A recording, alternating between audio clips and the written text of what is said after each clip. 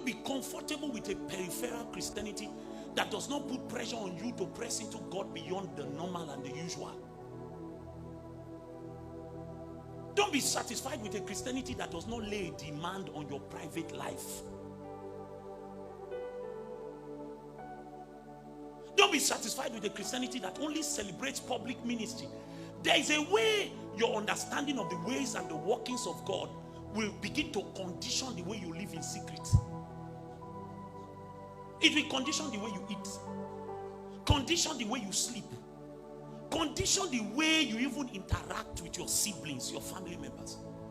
When that conditioning is called spiritual toning, when that spiritual toning begins to happen in the secret, when you step out, your eyesight will begin to see the territories from the realm of God.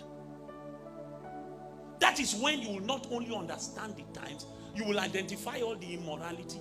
But when you begin to see from that plane, then you will now know what Israel ought to do. So when somebody comes and begins to say, let us cry for the land, you don't need to be motivated. You don't need anybody to draw you like, I better pass my neighbor. All your spark plugs are dead. Dead. You might even have fuel in the generator. If the spark plug is bad, you can't get it to. You will use all your manual energy.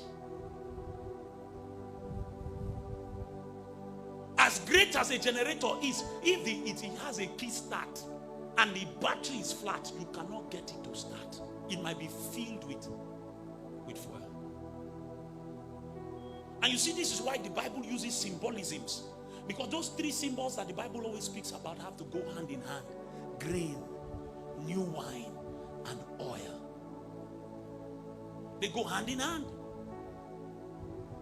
If you are going to understand the way that God works, and you will now become a mighty instrument of redemption, then you must understand the metaphors of oil, of new wine, and of grain. Grain speaks of bread, that's what you eat.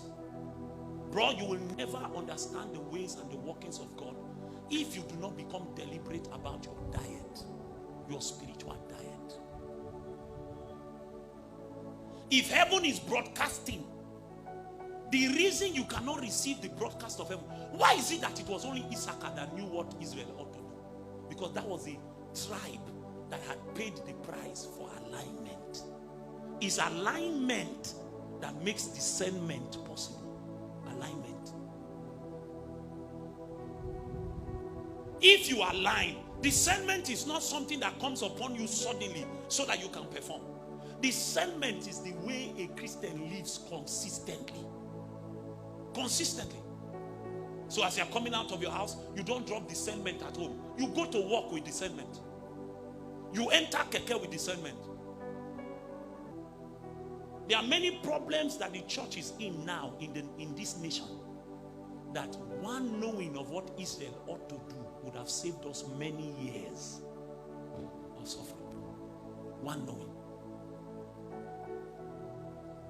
If you are going to be aligned to the broadcast of heaven, so that you now become a portal for redemption, a portal for restoration, you must eat grain, the grain of the Spirit.